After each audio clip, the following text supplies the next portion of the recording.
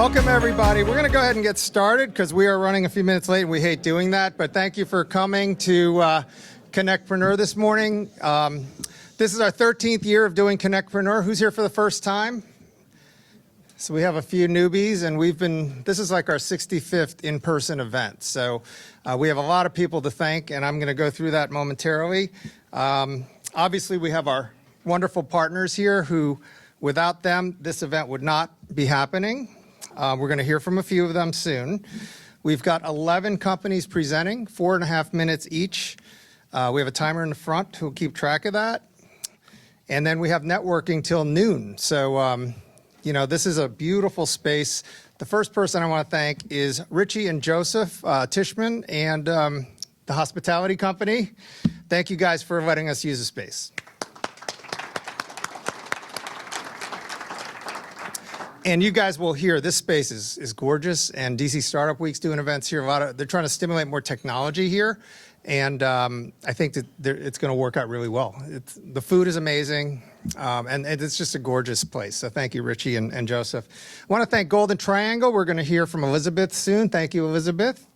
And the square is the beautiful community space upstairs in the lobby. When I first moved here a long time ago in the 80s, International Square was like the second largest office building in town. And, it's coming back. I mean, what you guys did is spectacular. It's got amazing food. Casa Teresa, we had dinner there with Mark and our group a couple weeks ago. Outstanding.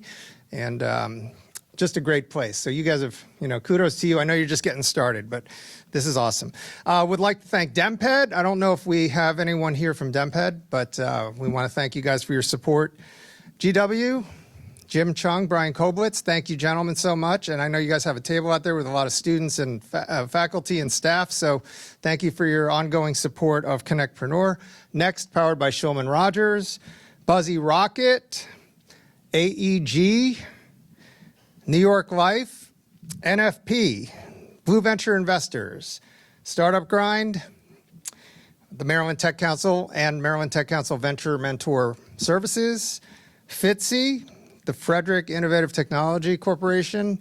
We have a couple, I want to shout out two companies here. We have Nano Biofab and Biosolutions Design Now and SAM.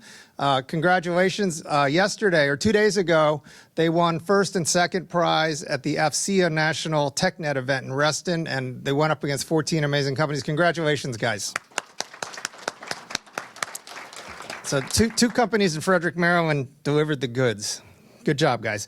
Keiretsu Forum, the Robert H. Smith School of Business Dingman Center for Entrepreneurship and the Dingman Angels, the MIT Alumni Angels, Georgetown University. I know they have a table back there, but Jeff Reed and his entrepreneurship program, I've been involved with them for about 11 years. So thank you guys for your support. Founder Institute, Gooch is here. Where are you? Gooch is, you have a cohort coming up of new companies. They are perfect when you got 3 people in a garage and they have a great idea, right? They start with you and then they kind of get, progress from there. The annual Wharton DC Summit, Enterprise Transformation Solutions. Inez, where are you? Thank you for all your help prepping. And last but not least, Ryan and Wetmore. So without further ado, I want to bring up our first speaker. He is the main man here, Richie Brandenburg. Come on up, Richie. Thank you. Thank you guys very much for coming here to the square. Hopefully you've gotten to enjoy some of the food. If you haven't, please upstairs and out here. I want to tell you a little bit about the square and why we really, really love having this group here. We think that, this is a room full of thinkers. This is a room full of people trying new things and trying to succeed doing it. We've set the square up in a way where we're trying to support all the tenants upstairs. Like what you don't see behind the scenes is a 9,000 square foot commissary kitchen where we have a bake shop, a butcher room, prep cooks that support all the people upstairs. So that way we have one set of prep cooks helping every one of the stalls upstairs, and we're trying to capitalize on efficiencies. We're trying to run this like a team rather than competitors. It's one of the things I hate about the Top Chef shows is they portray our industry as people who are against each other. It's really not that way. The thing that people fall in love in the hospitality industry is you know what, this is how I make my pickles. How do you make your pickles? And we share and we tell each other, and we don't we don't hide and we don't sabotage each other. It's silly. But everyone should think like that, and love to invite you guys here anytime. And if any of you have ideas of something you'd want to do here, feel free to approach me, please. All right. Thank you. Thank you, Richie. So this place is open for business. Is that what you're saying? Okay, so I know a lot of you guys are doing events here. Lots of things coming in the future. Excellent. I know AEG is doing an event here later today, so hopefully we'll get more of our crowd to join you. Next, I'd like to bring up Elizabeth Packer. Elizabeth she is the Associate Director of Economic Development for the Golden Triangle BID, and instrumental to bringing energy and a lot of innovation to our triangle here.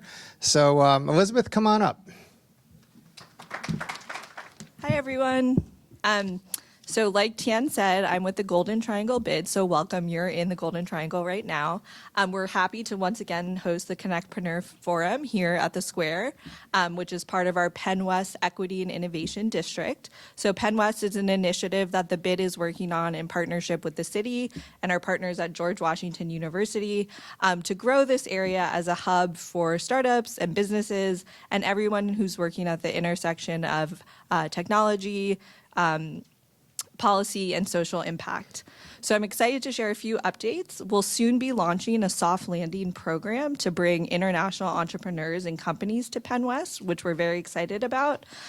Through a partnership with George Washington University and the Open Avenues Foundation, we'll be able to provide entrepreneurs and foreign national founders with a visa solution to come to DC to grow their business here in Penn West. Our broader Penn West Global Soft Landing program will also provide a discounted, flexible real estate solution, again, to help entrepreneurs come to DC and grow their companies. These programs will be launching in April, so please stay in touch to learn more. The program websites will be going live, so we're very excited to be bringing that here to Penn West. I also want to highlight that Penn West is one of the 5 key nodes called out in our mayor's downtown action plan. So the plan was released just a few weeks ago and is a citywide strategy on how to reimagine and revitalize downtown DC. We have copies of the Downtown Action Plan highlight summary with us, so if you're interested, definitely find me or one of our Golden Triangle BID colleagues to learn more. So as part of that, we'll also be asking for your input into some of the programs and policies recommended on how to shape Penn West. So in the conference room just outside the Georgetown conference room to our left, during the networking portion of the event, I will be in that room, and we have some prompts set up where we're going to be asking for your input. And this is your opportunity as members of the DC tech community to help us shape some of the program design and implementation for recommendations in the Downtown Action Plan. So please stop by. We definitely want to hear your thoughts and feedback and get into some of the specifics on how some of these recommended programs around Penn West can really be shaped to have maximum impact and help us catalyze more economic activity here in downtown DC. So looking forward to speaking with many of you after the pitch competition. Again, we'll be in the conference room right to the left when you exit. Thank you. Thank you, Elizabeth. And yeah, please do participate. It's right in the conference room behind our Opus 8 table, and we really want your feedback. I mean, it's very important. You know, you guys are all leaders in this community, and we absolutely need to get feedback so that we can do the right thing and make sure that the resources are deployed properly.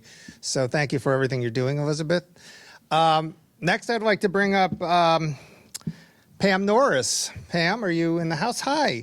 Vice President for Research, George Washington University. Thank you so much for all of your support.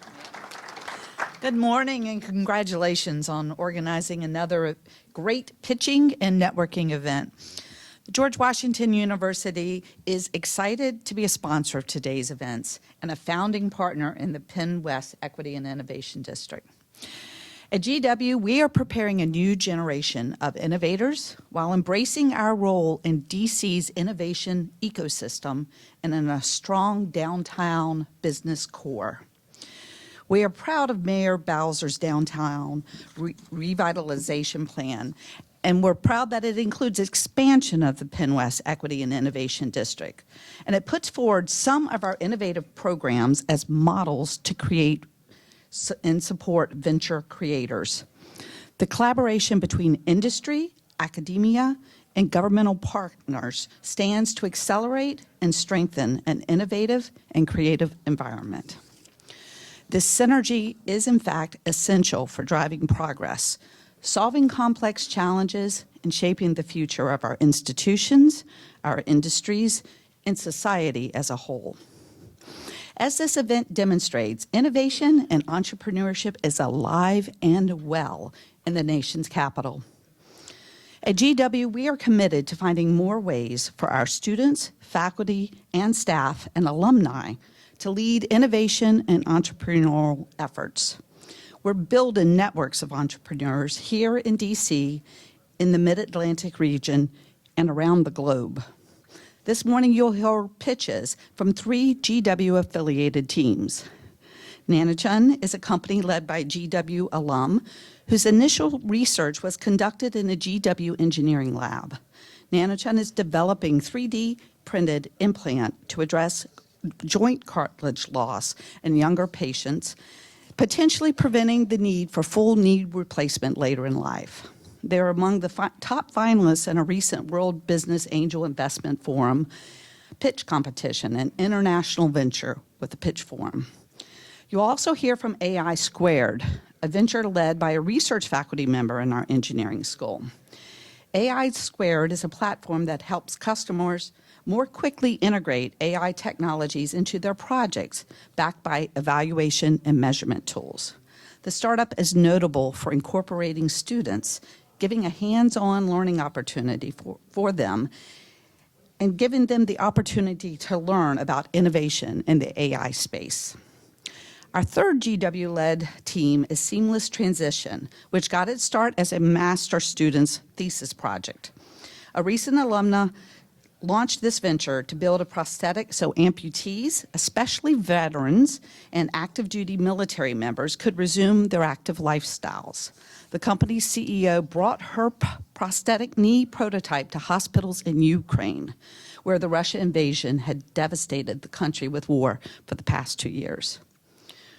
Early Innovation Systems, or EIS, is another GW success story. The venture grew out of a collaboration with a recent alum, a current medical student, and a current member of our medical school faculty.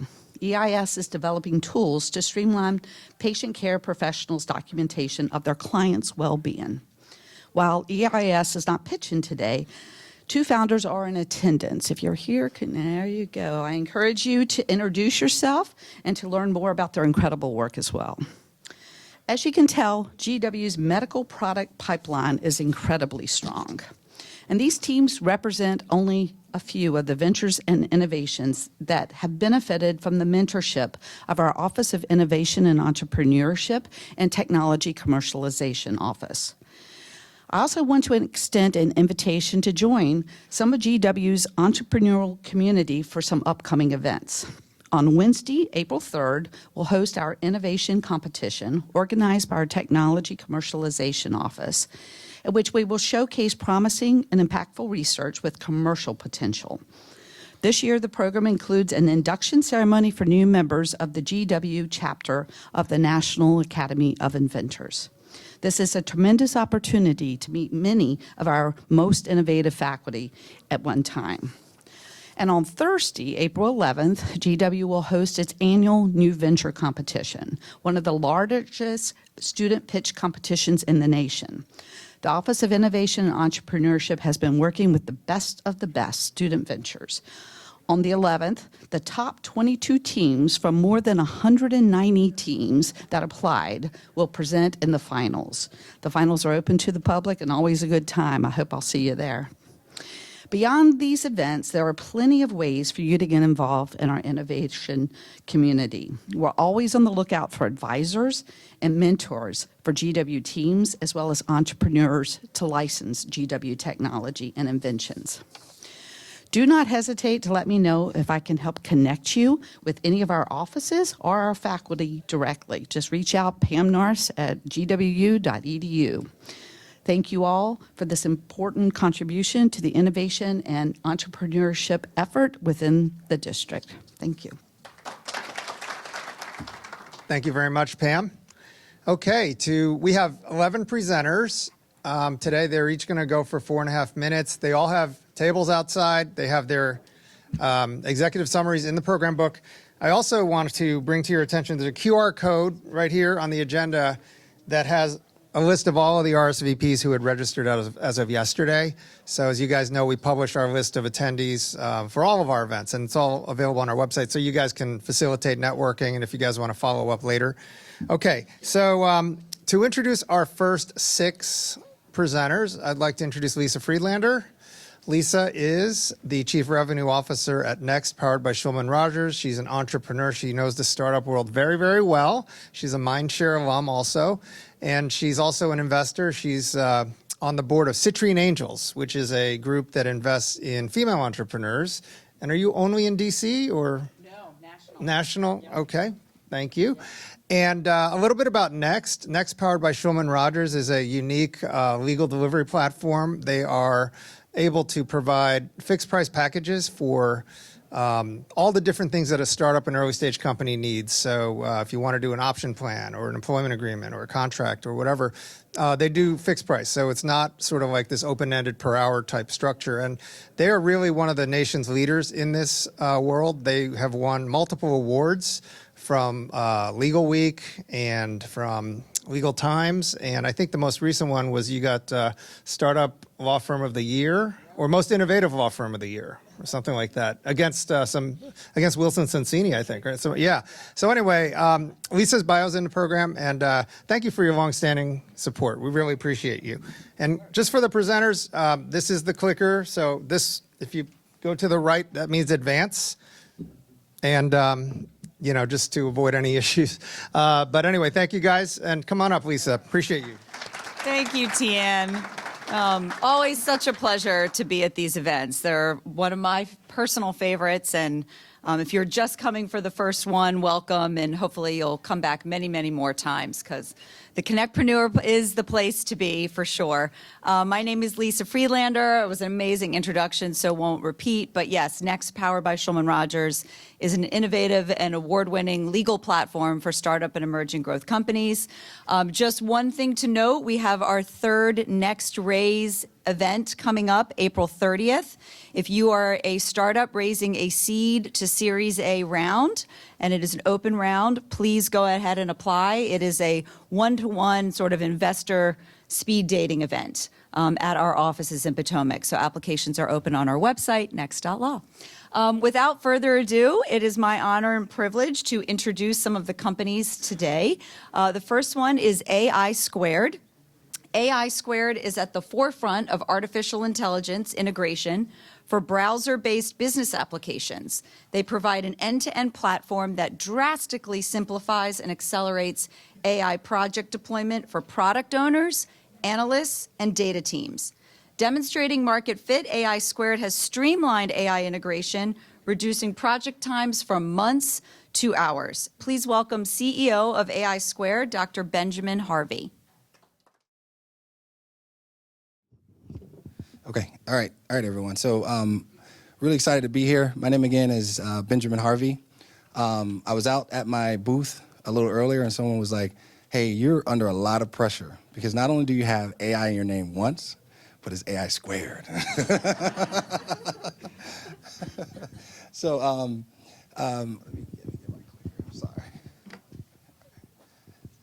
All right, so the key value and the mission of AI Squared is really, how do we help companies where AI over the past 5 years, they've been building and developing these capabilities, but actually, how do you actually make them useful for the business, okay?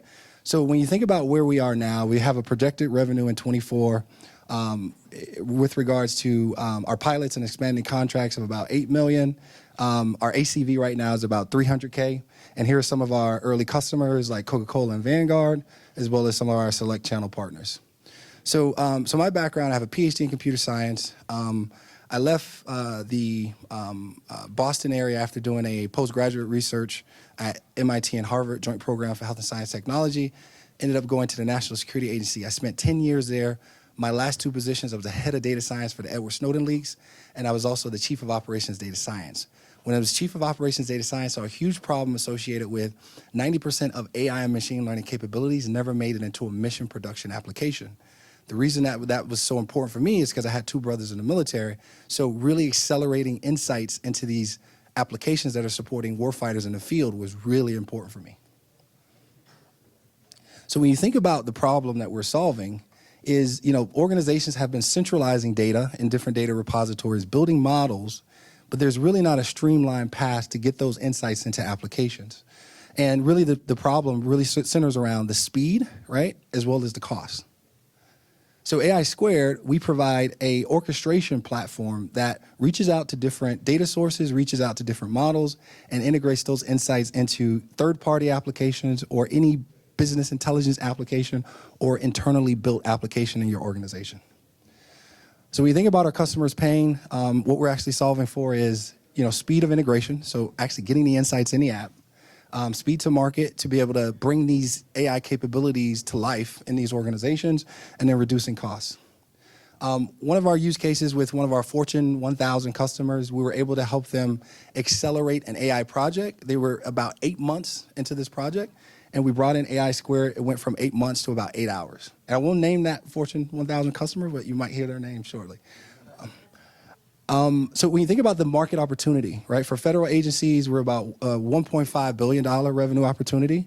Government contractors, $6.5 billion opportunity. I've got a huge background at the National Security Agency, so we've been able to right now have 7 federal contracts across the Navy, the Air Force, as well as the DoD, as well as a $10 billion revenue opportunity for industries. Here's some of the opportunities in our pipeline. We've got a $50 million pipeline right now. As well as the projected ARR. So we have a revenue run rate right now for about 17 million with clients from the likes of Coca-Cola as well as Vanguard. So when you think about what we're trying to do with our existing customers, we have a 3-pronged pricing model, usage, user, and license fees. So what we're doing is we start with a 340,000 ACV for one of our customers, and the projected ACV for 2024 is about $1 million. Using that explosion of growth from a user and a usage perspective. From a channel perspective, here are some of the channel customers we have. I worked at Databricks. I was one of the early employees at Databricks, and we have a really great relationship with Databricks as well. So here's the part of the founding team. Michelle Bonat is one to note. She was a previous CTO at JP Morgan Chase. We were able to recruit her, and she's been at AI Squared for about a year now. We are raising a Series A, which is actually set to close really soon. So looking forward to talking to more individuals at this event. Thank you very much.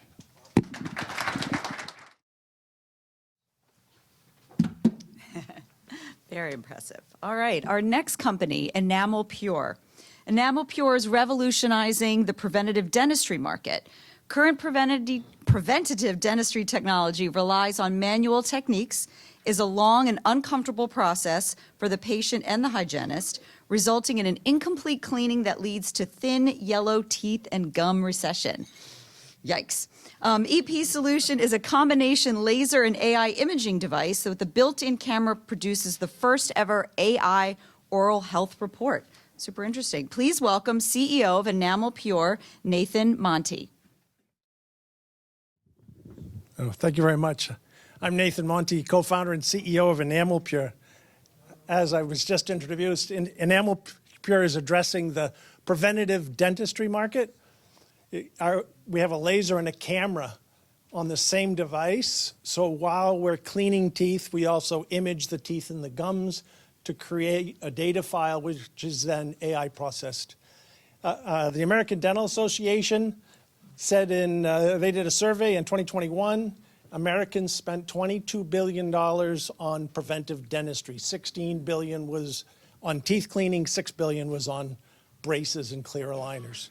It's a total market of over $50 billion. We all know what it's like to go to the hygienist, get your teeth cleaned. It's scraping, it's rinsing, spitting, it's painful, it's bloody. It's 50 years old. And the diagnostics are they just look at your teeth. And it varies, whoever looks at them, whatever training they have. So our device is a combination laser and camera, like I said. It cleans your teeth. It also laser hardens to replace fluoride. and we have a whitening mouth guard as well. The device is about $35,000. It works out to be about $750 or $800 a month. The laser cleaning, it's quiet, it's fast, twice as fast as what they're doing. So instead of one appointment an hour, it'll be 2. There's no contact. You don't feel anything. The laser is tuned to your enamel, works extremely well, completely removes the plaque and kills the bacteria at the same time. The laser purification takes another 5 minutes, and it hardens your teeth up to 10 times harder than they normally are. And the whitening solution is just a very easy mouth guard. The beauty of AI is everything in dentistry, as far as your oral health, it's all done visually. So AI is a perfect application. We take the images, so then they can tell if you're night grinding, they can tell if your teeth are thinning, if your gums are receding. It's full color, 2 and 3D. Most importantly, it's done simultaneously with the cleaning. 150 million people go to the dentist, just lay in that chair, have their teeth cleaned, we'll image them all at the same time. We as a contract manufacturer to be cash efficient. We have no direct competition. My co-founder is a licensed patent agent. We've filed over 20 patents. We use national distributors. We're onboarding with Henry Schein and Benko, the number 1 and number 3 largest dental distributors in America. We sell to early adopters in pediatrics at the beginning. We keep the service and health in-house, and the unit shipped directly from the contract manufacturer to the dental office. We charge for the equipment. That's our Loon sales. We then charge per clinical procedure, cleaning, purification, and whitening, and then we monetize the data. The data is the imaging that we do. We sell that imaging data off to the AI companies. I'm Nathan Monti, 2 exits, serial entrepreneur. Chuck Dress is my co-founder, like I said. We have a team of guys and gals up in central Massachusetts. We also did Convergent Dental over in Waltham, Mass. Now they're about 30 million in sales. So the ask, it's $1 million. 650 is complete. We have a verbal for another 100, so we're really looking for 250 at a valuation of $8 million pre. It's a sale of equity, and we'll use that money to ramp up the contract manufacturer. Thank you very much.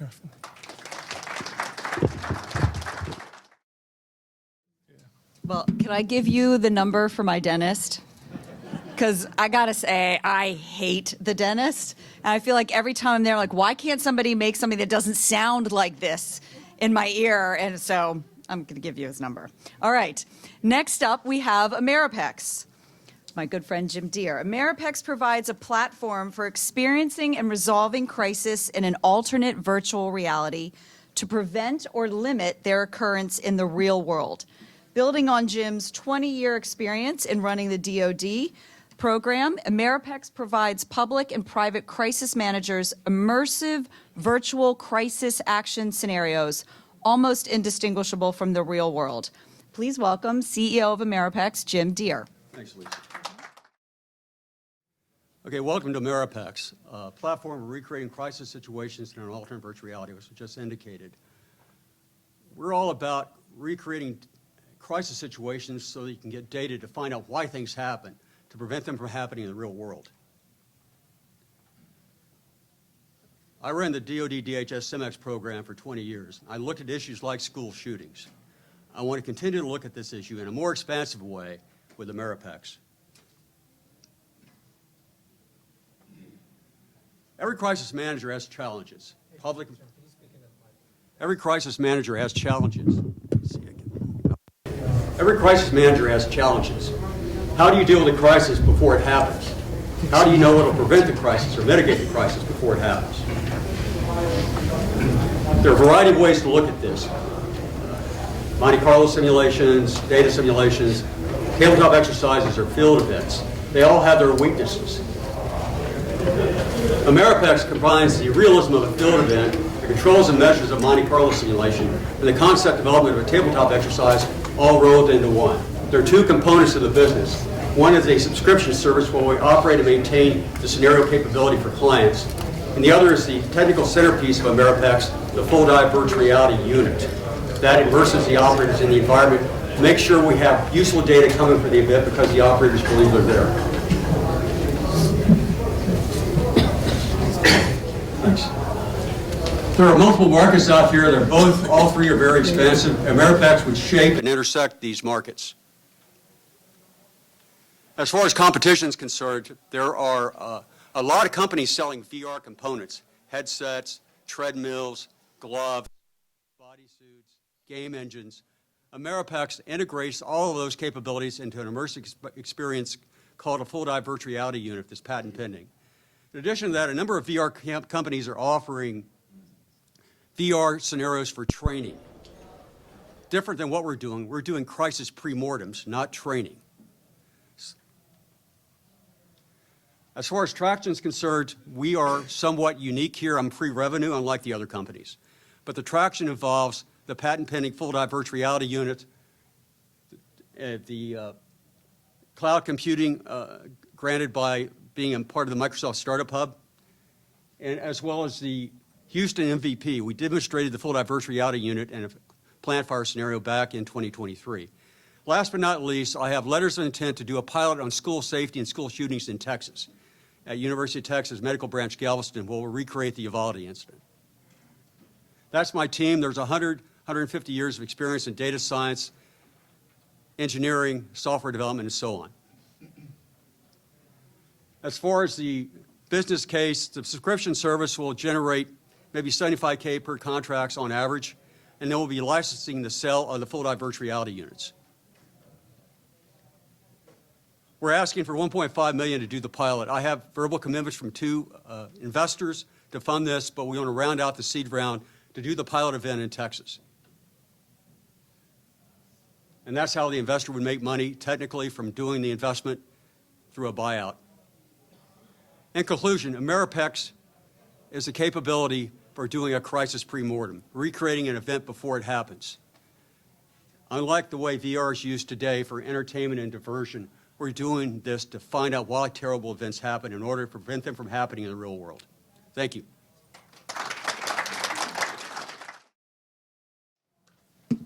Thank you.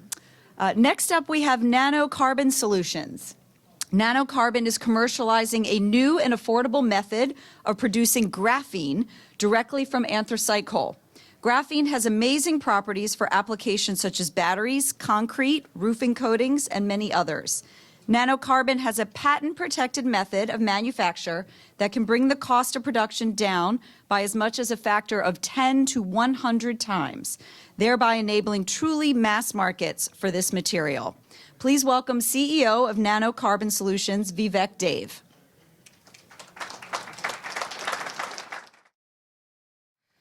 Thank you very much. Appreciate the opportunity to be here. So, nanocarbon. First of all, just to back up a little bit on graphene, some of you may have heard of it, a seemingly miraculous material that can, when added to other materials, imparts amazing properties in terms of conductivity, strength, UV protection, so on and so forth. The main problem to date has really been scalability and cost. And so we are laser focused on this issue of scalability and cost. We have a pretty good team that I'm very proud of in terms of academic backgrounds ranging from Caltech, MIT, Cornell, UC. We're lucky to have the former associate lab director of Los Alamos as one of our technical advisors. But more significantly, we also have significant experience in entrepreneurship, and our chairman has had multiple, successful exits as well. So the right combination, we feel, of technology and business acumen. We do own the core IP outright. We're not licensing it. We're filing additional patents. We happen to have a subsidiary in Poland, so we're pursuing both EU and US patent protection. We have several patents in progress at the moment. We've won some initial grants, so we're members of the Los Alamos Center for Integrated Nanotechnology, and we're looking at various non-dilutive funding in EU and in America as well. Here is our core technology on how we achieve scalability and cost. It's essentially a factory in a box. Think of it as a K-cup machine for graphene. So the business model has two aspects: the machine, which you can buy or lease, and the consumable. which would be made from anthracite coal in this case. As a fringe benefit, we expect to be able to get a carbon credit because we're not burning the coal. We're producing it into graphene and using it for something useful. And in the EU zone, obviously, that's of great interest. So for every metric ton of graphene, we should, in theory, be able to get 2.8 metric tons of CO2 credit. What are the target markets? They're huge, but we have to focus in order to monetize initially. And so we're seeing a lot of traction right now in building materials, and I'm going to describe some of the customers. So for example, in concrete, as you know, the cement industry accounts for almost 10% of all greenhouse gas emissions on the planet. If you could reduce the amount of cement needed to make concrete, that would have a huge impact. The problem is the strength goes down. So by adding the graphene, you bring the strength back up and you're able to use less material. For roofing coatings, a similar issue in terms of increasing strength, increasing the time between coatings. There are other applications to automotive that we would pursue later for EV batteries, but this is an area where we're seeing, significant early adopter customer interest. We do have customer engagement across a wide range of fields. We're actually doing some work in the electronics area, but as you can see, the majority of the companies are in sustainable building materials. Some of the largest cement and construction companies in the world are evaluating our materials at the moment. And so we're extremely happy with the way things are going here. We're at the stage where they need to do the testing in their facility. It doesn't matter what results I give them. But the good news is this is going quite well, and we feel that we're at a stage where we're going to get some very good proof of concepts. This is the money. This is our revenue projections. At the moment, we're looking mainly in terms of early contract R&D and grant work, but we see that scaling up significantly with deployment of graphenators as we go forward. This is what we're asking for, a $1 million safe round for 12% of the company. We've closed 390 of that. And we've been in existence about 16 months, and I think for a hard tech company, we've tried to be very efficient in use of proceeds to get to the proof points of where we are now. And so we're also pretty happy about that. And that's it. I appreciate your time.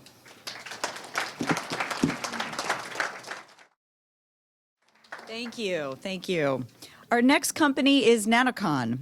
Nanocon is commercializing a technology for use within the orthopedic market. Nanocon has developed a novel device to replace damaged cartilage within the knee in a market that is significantly underserved. The initial target market is comprised of active adult patients between the ages of 18 to 55. The company has completed the first step in setting a new clinical standard for cartilage restoration. Please welcome CEO of Nanocon, Ben Holmes.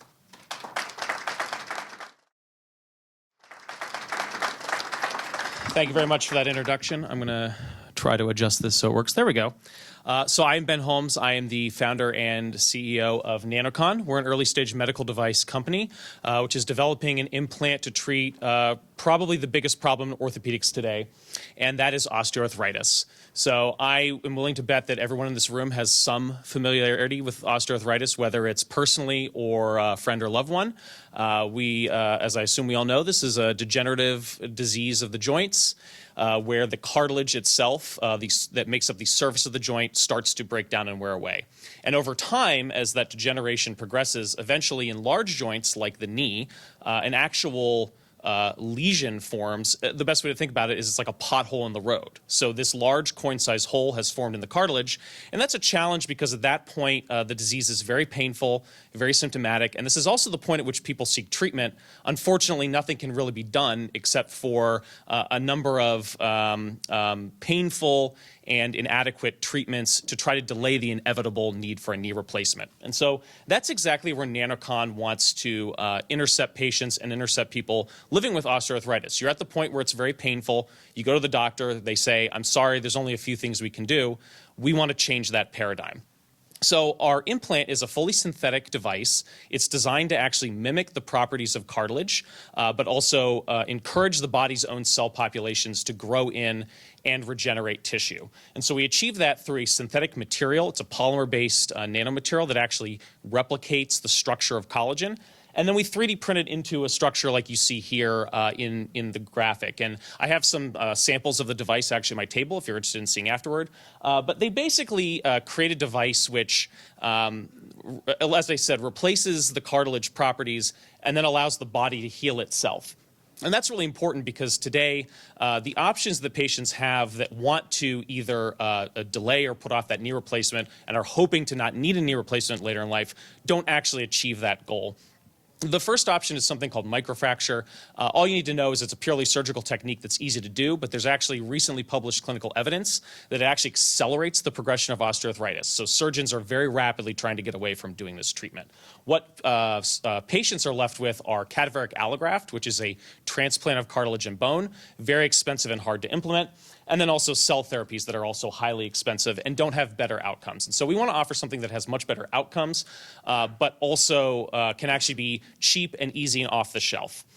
We've done a lot of research to date in multiple animal models. Most recently, we did a study in horses.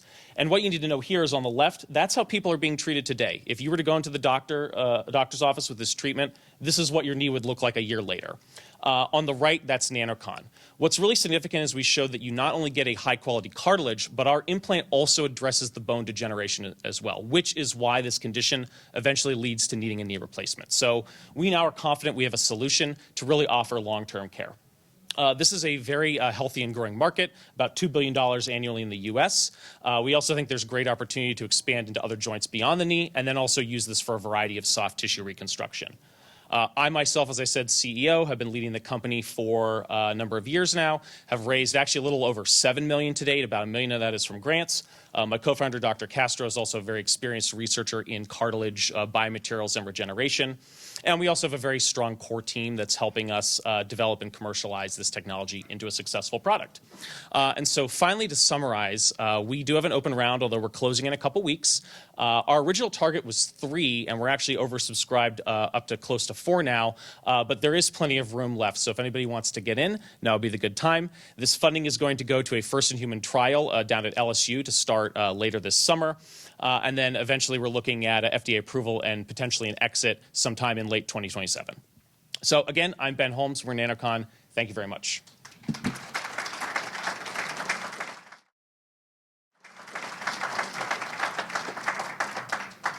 Very cool. Our next company is Networks United. Networks United is pioneering the transformation of influencer platforms into powerful advertising and fundraising engines by contractually binding both elite and emerging influencers to create native advertising for their dedicated followers.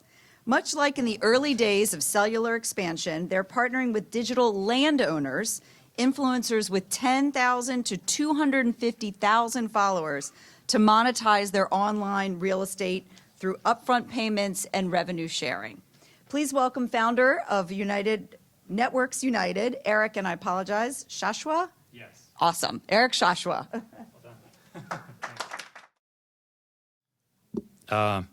So thank you, Eric Shashwa. So this is our seed round presentation. We have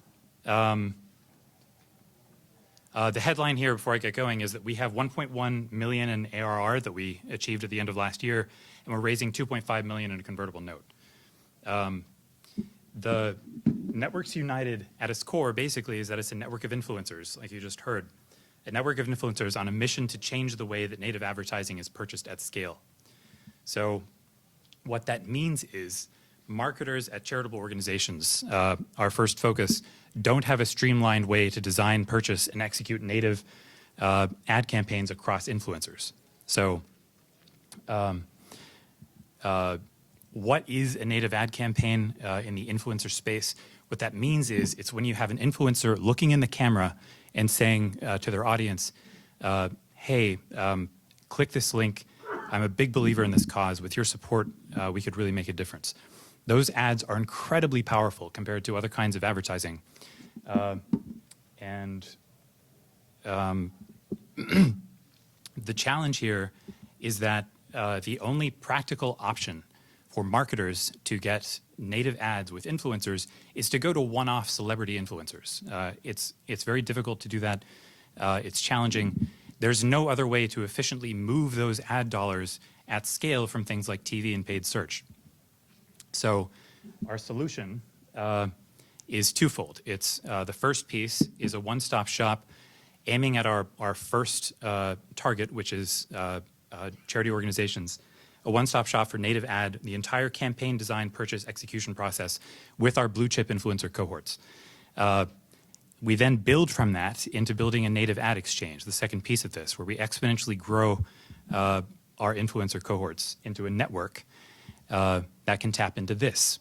So there's a vast untapped pool of influencers with 5 to 100,000 followers. They're untapped because they're not organized, so marketers can't reach them. There's $7 billion of ad spend that goes towards influencer promotions, and it almost all goes towards, hang on a sec. Sorry, this is the slide. Almost all of it goes towards just 4% of all influencers, people who have more than 100,000 followers. We're building a network with this, and the way that we're doing that is we're leveraging our blue chip influencers to expand beyond the blue chip influencers, second tier and third tier and fourth tier influencers, and propagating from there. Our blue chip influencers behind our company are groups of like 40 NFL quarterbacks, NBA players, artists, a group of artists, including Justin Bieber, top chefs. The benefit to these influencers is that it helps them monetize their base. So that's our native ad exchange. This is a case study. It's an example of how big what we're already doing is. We produced this campaign for Stay Here. It's a suicide prevention organization. We delivered it through our quarterback blue chip cohort. And this is the video. Oh.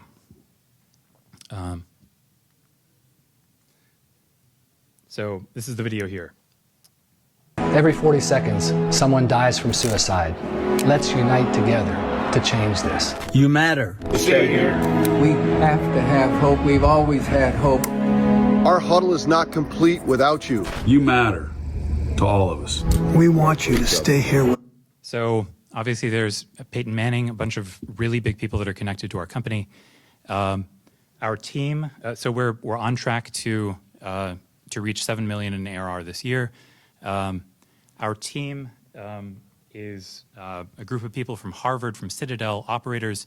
We've raised 23 million in previous ventures. We've returned 75 million. We have a $500 million exit. Meet with me. You can take a picture of the slide. It's my contact information. This QR code will take you directly to a calendar to set up a 15-minute meeting with us directly.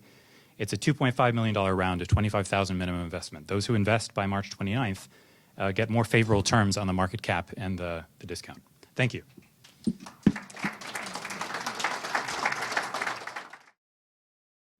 Thanks, Eric. I want to bring to your attention the QR codes that are on the back. These are our social media channels. So please follow and like us. And then we have a couple of other QR codes in the penultimate page, which has our next virtual event, which is free, March 28th. And we have an in-person event on June 13th in the evening in Tyson's Corner. So you can register there. And our prep team, too, who did a great job preparing our presenters. We have some information on them here. So I'd like to bring up Mark Haas, who's the CEO of AEG. Mark's going to present the next 5 companies. AEG is the leading group of professional service professionals and CEOs here in the Washington, D.C. region. He also has a virtual chapter. So anyway, Mark, tell us a little bit more, and thanks for your support. Thanks, Tian. And I have to say, thanks to Tian and Skylar and Avery, this is a really nice place. Thank you, Richie. Oh, he's gone.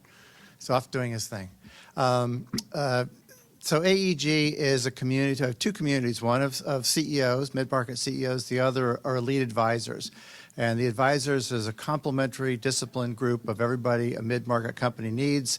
It could be law, technology, facilities, et cetera. So we're really looking to transform the way professional services are provided.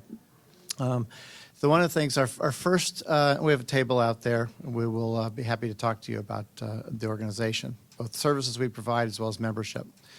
Our first speaker is Rockerbox, And as investors, you know that past performance is no indication of future benefits.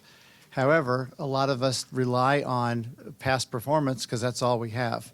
So what Rockerbox has done is put together information about the multifamily market, real estate market, and using AI and a lot of clever capabilities as a solution that can help those investors and developers have a better idea about what's coming in the future. I'd like to bring up Michael Broder, CEO and founder of Rockerbox. Good morning. So as Mark said, we are a demand-side data intelligence platform for real estate. What that really means is when you think about most real estate, the way people think about what to build, where, at what price point, has a lot to do with historic performance in a market. The problem with that, though, it makes it very difficult to understand what was causal versus coincidental and why particular properties performed the way they did and what will ultimately perform well going forward.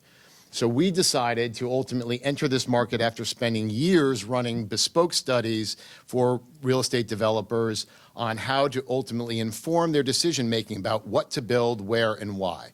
And I thought it would be good to just begin with a quick video about what we do and the need we solve and what ultimately drove the development of the Rockerbox platform. People. They're who we build for. But how do we know what they really want? For years, real estate developers and investors have made multi-million-dollar decisions based largely on gut and backward-looking, often incomplete data, leaving them little insight into what the future holds or how to capitalize on it to maximize demand and earn greater returns. But what if you could know? With Rockerbox, you can. We collect and analyze millions of target audience data points about the preferences, priorities, and perceptions of people, and how these factors influence the decisions they make about where they choose to live. We ask them not just what they want in their next place, but what they'd pay more for, and why. And we keep asking, across markets, asset classes, and population segments. Using proprietary polling, predictive analytics, and AI, we apply these fresh insights to familiar real estate data sets and market metrics to paint far more vivid, accurate, and predictive pictures of a building's future. The power comes from real-time human insight, and we're confident you'll want to hear what people have to say. What if you could know who your target audiences are, what matters most to them, and what should be built for them? What might such insights mean to you? It's not clairvoyance.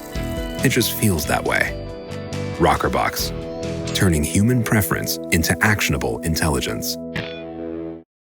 I'm always a believer that video speaks much better than I do at the front of a room. So what does that really mean? What does demand-side data really mean? It means that we ultimately collect a lot of data from a lot of people in various markets.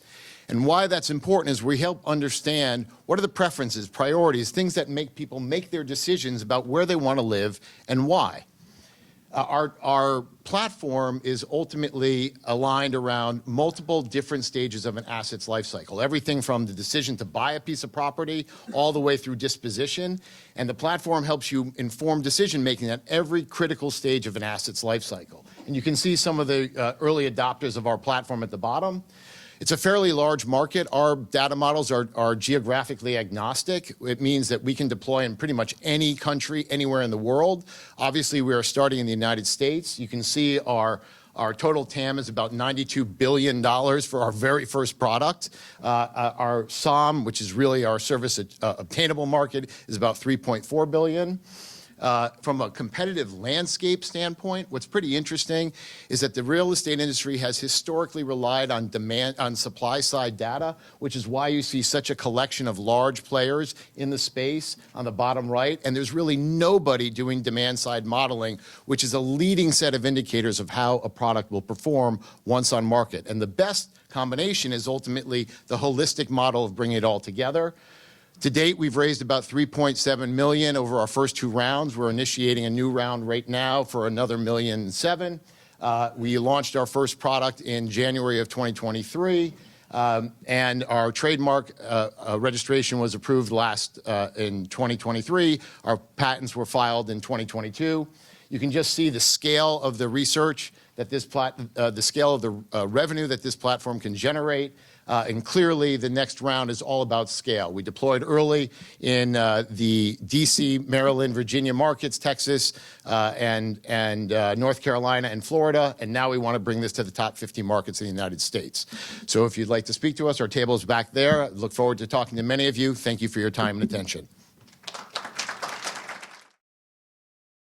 Our next presenter is Seamless Transition. You heard before about, hinted at the fact that the GW nurtured a knee replacement or a prosthetic, and NanoCon told you about the fact that they can prevent deterioration of a knee. Seamless Transition is actually find a way to help warfighters and veterans survive that difficult transition when they have above the knee prosthetic requirements. So Sarah Malinowski, is she here? There she is. Thank you. Founder and CEO of Seamless Transitions. Okay, so yeah, I'm Sarah Malinowski. I'm CEO and founder of Seamless Transitions. And like you were saying, this is for anybody with an above the knee amputation, right? So there's no knee there. And this actually retrofits into current prosthetics. But what's really important to me is our mission statement. And so I wanted to cover that first. And any prosthetics that are on the market, they don't allow the user to both walk and run. So if somebody wants to start running, they have to actually go to their car, switch their legs, and then start running. And they're not cheap either. And I'm mainly kind of focusing on the market right now on veterans and active duty so they can maintain and regain their lifestyles, right? And so anybody who is an active warfighter, if they want to go back into service, they can. I don't want to hold them back. And veterans, if they want to go running with their kids in the forest again, I want to allow them to do that. I don't want them to go at home and say, actually, I can't do that anymore. So here's a quick little diagram of what it is. I did have a video. It did not upload. So I will do my best to explain. So this right here is the prosthetic. That's the CAD model of it. And it might not look like it's your natural knee, but I've designed this to match our movement of our knee. So as on our diagram, I overlaid a little bit of our femur. That's up top. And there's your tibia and your fibia below. So that's actually like a little J curve, right? And as that moves, it goes up and they have the cylinder there that acts as your muscles. So I'm doing my best to match nature because why would we recreate when nature has already done because it works so well.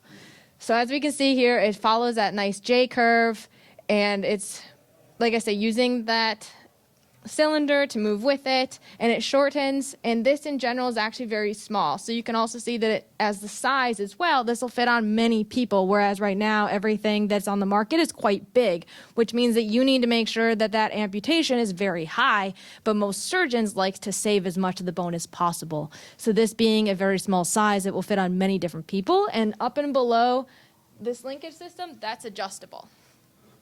So this is where I did have a video. It did not upload. So here we have a quick little diagram here of it actually working in the CAD model. They uploaded how our leg moves and they tested it to make sure that it is following. I also did, like I said before, I did my entire master's thesis on it to go with the design. And what I did is I 3D printed it. I walked around with it, had other people do that. And they then could see that it does actually follow our natural knee movement, which is also going to help with that transition period of them not learning how to rebalance again because this leg actually moves with them. So quick little thing of how it compares to other competitors. Like I was saying, if the prosthetic allows the user to run or to walk, they can't run, and vice versa. It allows them to go over small inclines, but no large inclines. They can't transition quickly of different speeds, and it doesn't fit with most limb lengths. So our market opportunity, there's both, like I say, I went to Ukraine last summer, and there are about 100 new upper or lower limb amputees every single week. So that's a lot of people. And if that is just what it is for any type of active war, we can only imagine what it would be if anything actually happens where we become active war again. First scale prototype, that is where I'm working on now. That will be completed by the end of June. I'm going back to Ukraine, doing some testing. By the end of next year, I'm hoping to actually get it FDA approved. I'm working on my patents as well. I have a provisional patent. End of June, I have a PTC, and then have a full patent by June of 25. So yes, I am Sarah Malinowski. I have a team of advisors that are all from GW. They're helping me a lot on just getting the initial start of this. So thank you very much.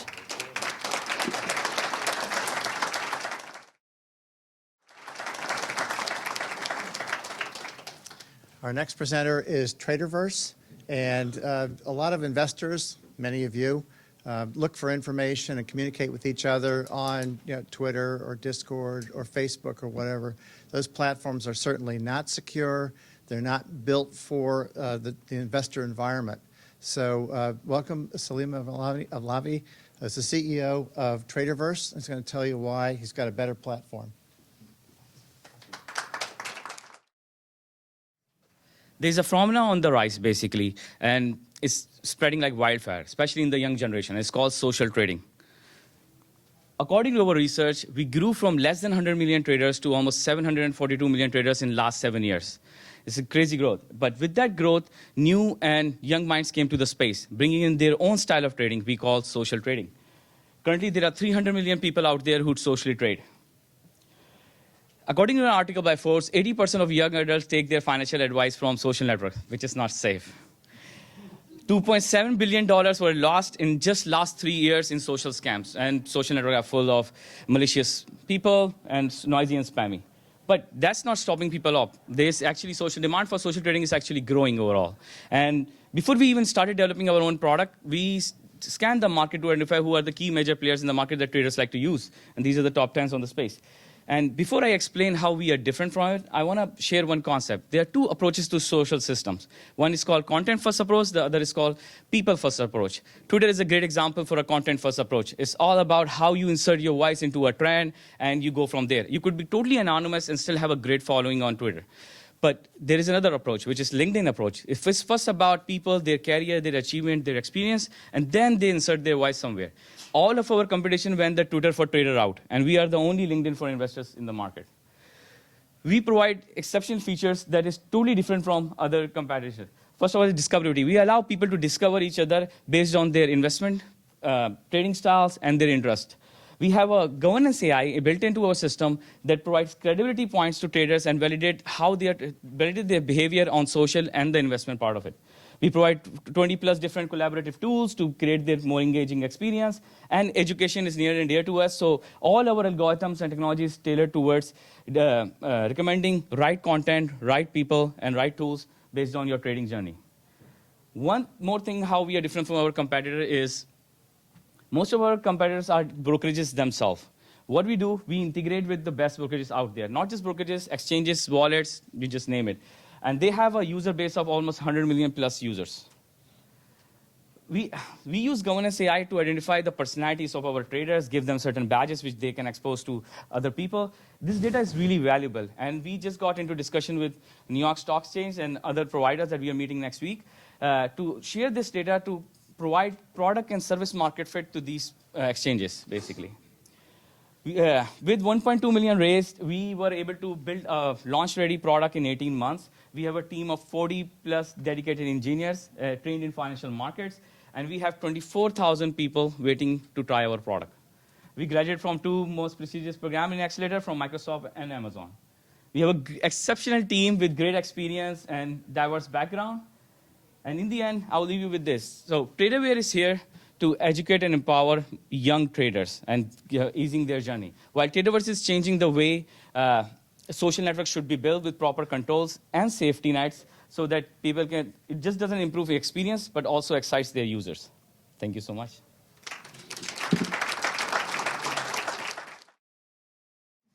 The next presenter is Victory Base. All of us have recognized that the American dream is home ownership. But think about how that works for people on active duty. They move every so often. They never get the opportunity to put that investment together and build personal wealth. Please welcome Justin Allen, as the CEO, founder of Victory Base. He's going to tell us how we're going to get the American dream for veterans. Thanks. Thank you. Appreciate it. Yeah, we are building a completely new alternative ownership option for service members and for renters across the country. So I was in the Army for 10 years. I served as a Green Beret. I moved around a lot, and unfortunately, my story is very similar to most people in the military. When you move to your military base, you typically have three options. You can either live on base, government housing, not always awesome, but you don't build any equity. You're kind of giving that up. You can also rent a home, but unfortunately, as we know, you're paying rent. You're missing out on equity ownership. And then the other option is to buy a home. But for anybody who's tried to buy a home in a short period of time, it's very hard to recoup your transaction costs. So unfortunately, many service members are choosing rent simply because they need the flexibility. And so when we look at this, it really comes down to the long-term financial impact. We have people who are actively defending the American dream, but they're not partaking in it. And the worst part is that it's not because they're not qualified. They certainly could go buy homes, but they're choosing not to because they're going to pick up and move in a couple of years. So you can see the impact here. It's financial well-being, but it's also missing out on the pride of ownership, everything that comes with owning your own home. And so we created our new ownership model, and really this is how our business model works. Victory Base, we go out and we seek residential real estate. We own it, we operate it outside of military bases. We find high-quality residents. We give them simple tools to really take on an ownership mindset in their home and in the community. Every month they make monthly payments. A portion of that monthly payment actually gets allocated towards an investment into our company, which is the portfolio at large. It's all the real estate that we own and operate. Now, as a resident, they live there, they participate in the community, but when it comes time to move, they can simply pick up and relocate whenever Uncle Sam tells them to go, and they just hold their shares with them and treat it as a long-term real estate investment. So I kind of mentioned our monthly payment, and so we call it equity base. Every month, our residents can make an equity-based payment where really there's two components. You have the equity component, which is investing into Victory Base Corporation, and then you have the base payment, which kind of looks like the rent, but it's really just the expenses of the portfolio and living in the community. And so these are actually some of our homes here in Beaufort, South Carolina.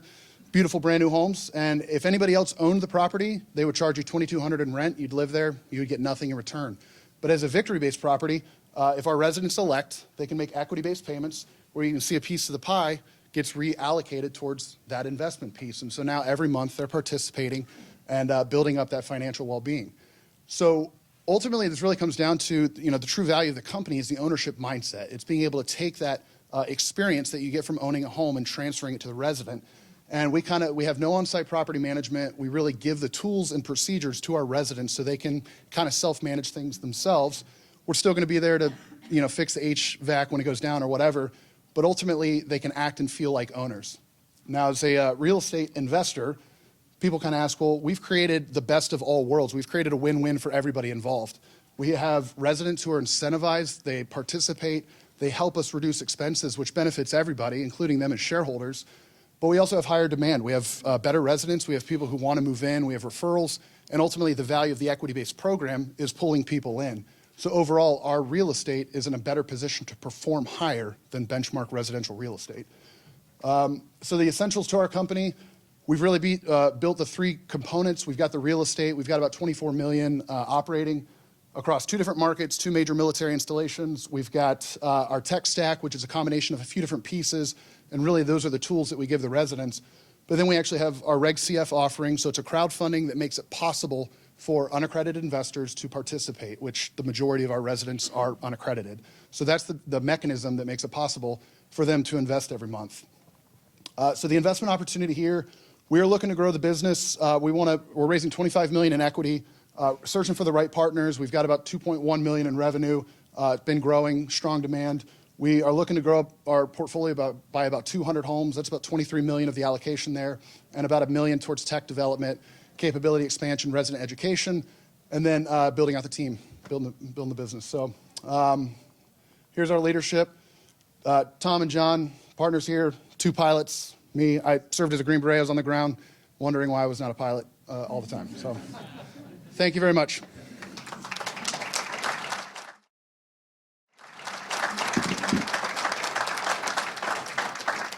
Thanks, Johnson. Thanks for your past service as well as your future service for veterans and warfighters.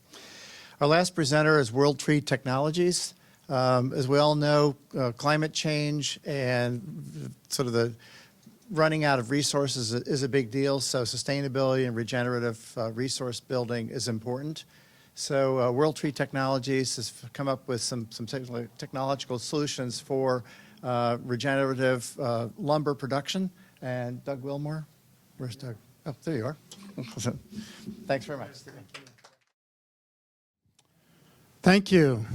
WorldTree is a regenerative agroforestry company disrupting the climate and forestry space by offering a new sustainable lumber. And so why do we need a new lumber? Well, the demand for lumber is expected to grow by 4 times over the next 30 years. It's actually, the lumber space has a higher return than the S&P 500 over the last 75 years. And so we actually have a number of major species that are soon to be commercially extinct because of climate change. Think redwood, cedar, birch, beech, ash, all of those that are disrupting supply chains. Many manufacturers are looking for sustainable solutions. And so for us, we're actually the first company to commercialize the fastest growing hardwood tree in North America. It's called the Empress Splendor tree, and it grows tremendously fast. You'll see a fully mature tree in 10 years. It produces wood similar to this, high quality veneers and finishes and things like that. Bloomberg called our approach the world's best carbon capture technology because in that tree is carbon. We harvest it and it goes into long-lasting, high-value products where the carbon is sequestered like that. Now, the really cool thing about this tree is when we harvest it, it regenerates from the stump. It will do that for 5 generations. So we actually get 5 harvests out of a tree where many hardwoods you'd only get 1, and then you actually have to replant. Very friendly, non-invasive, great for the soil. Our first funding of our first large project is from a biodiversity fund. So that tells you how friendly it is for the environment. The results are beautiful wood like this. The size of the market that we're going into in North America for our uses, boat builders and guitar manufacturers, major guitar manufacturers, cabinets, furniture. It's a $180 billion wholesale market that we're selling into right now. The competitive landscape is that there's no one else in North America growing this friendly species. Australia has a growing market, Europe has a growing market, but no one else here in the US does. Our traction now, we have more than 6,000 acres planted. That's more than $240 million worth of lumber actually in the ground. We'll start to be able to harvest our first fields in 2 years. So we've been growing for 8 years. We have 8 years of R&D, and we have 18 of our own exclusive genotypes that we own and utilize.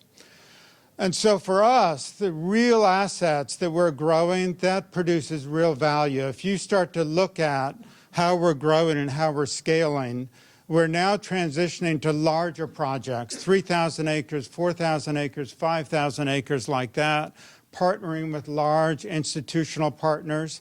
And so we're raising capital to develop a greater pipeline of projects.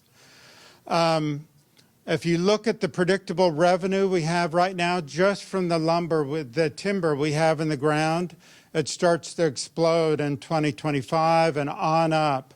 And as you look at the growth projections we have, really to grow by 7 times over the next 2 years, that's potentially a value of $1 billion company when you look at the assets in the ground.